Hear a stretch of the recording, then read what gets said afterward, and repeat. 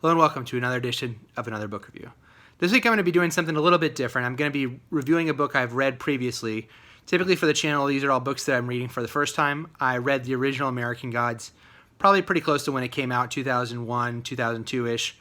And I listened to the audiobook version of the Preferred Author's Text, which came out as a 10-year anniversary in 2011. I don't have a cover to show you, unfortunately, due to it being on audio. I'll talk a little bit about what I liked about the book, what I didn't like about it, who I'd recommend the book to, and finish off with what I'll be reading next time.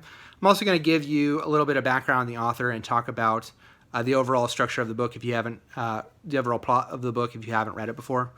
Neil Gaiman is a British author, an English author, who is best known for this work, American Gods, as well as his run on Sandman, the comic book from Vertigo in DC in the late 1980s that I think finished up. I think it was originally a 75-issue run, finished up sometime in the 90s. In a sense, he's come back to it a couple times. But that's still kind of, I think, the two works that he's known the best for.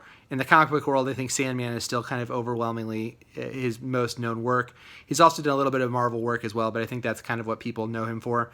In that book, along with Watchmen and The Dark Knight Returns, are kind of the trifecta that people talk about when they talk about kind of the 80s comics kind of becoming more mature and comics growing up and that whole thing. Neil Gaiman was kind of instrumental in that with Sandman. I reviewed Norse Gods for the channel. I think it's called Norse Gods for the channel about a year ago. I'll link to the below to that review if you're interested in checking that out. American Gods, it's a little bit difficult to describe because it is kind of a sprawling work, but I'll try to give you kind of the bare bones of the plot here.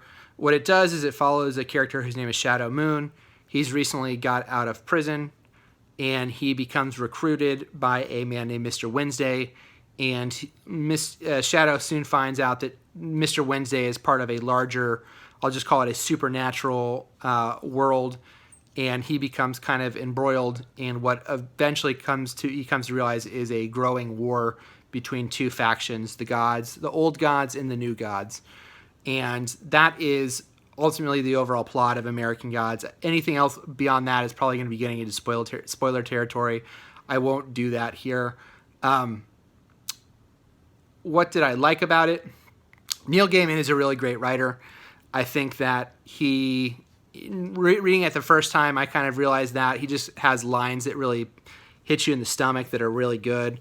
His word choice is really strong. I think that he just has a sense too of little details for each of the characters that really make them pop. I think the kind of his use of in this book kind of coin tricks as a metaphor for a bunch of different things kind of comes through. You can tell that this book was really, really well thought out in a lot of areas. He does a great job of having inside of the book, inside of that main plot, there's a subplot. It's basically a mystery.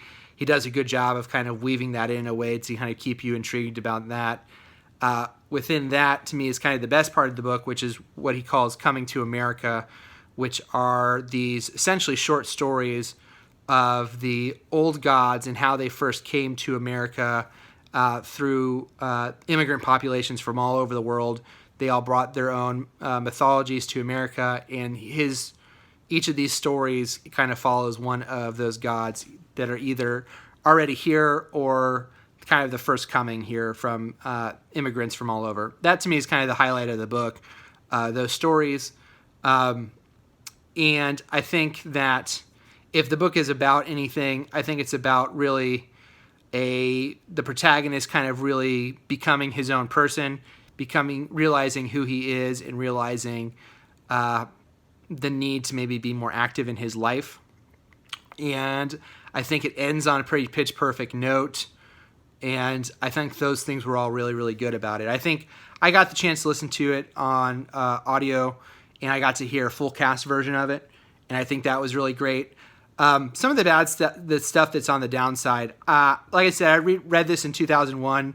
The parts that I remembered of it were the parts of the Coming to America section. I still think those are the best parts of the book. I still think the plot overall drags quite a bit. And when I listened to this version, my understanding is he added about 40 pages worth of material. I don't think you need a lot of that.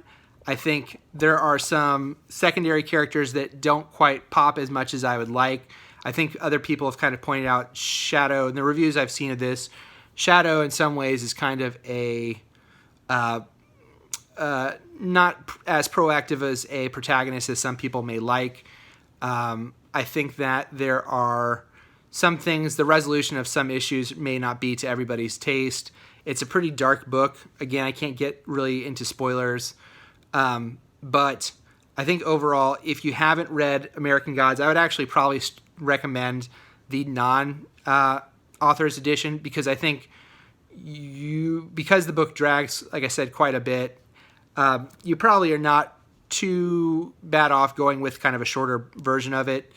I know a lot of people kind of bounced off it for being boring, and I think for me overall, the main plot is secondary in importance or enjoyment to kind of this individual interstitial stories. I think if he had published those stories alone, that actually would be a pretty popular book, because I think if he did those and added a few of those stories, maybe some new work, if Neil Gaiman's listening, I would definitely pick that up, because again, that to me was kind of the highlight of the writing and the highlight of the book. Even reading it today, like I said, this is about 20 years from when it was published. It does feel a little dated when we're talking about like people running through airports or the lot of the heavy use of newspaper. You do get a sense that this is a little bit of a dated story, but I think the overall themes about kind of immigration and American identity and the need for belief, I think those things are all still really powerful. But I definitely can see someone kind of not connecting to this in quite the same way as someone who maybe read it in the early 2000s when it came out. So those are my thoughts on American Gods. I definitely, if you haven't read it before, I actually would probably recommend the shorter version, because I didn't find... it's been so long since I read the original that I don't know exactly what was added to the author's edition, but I would probably point you in the direction of the original version, just because I think it is a little bit shorter and more to the point. In my understanding, most of what was added was additional detail, and I don't know how much of that was absolutely necessary for someone to enjoy the book.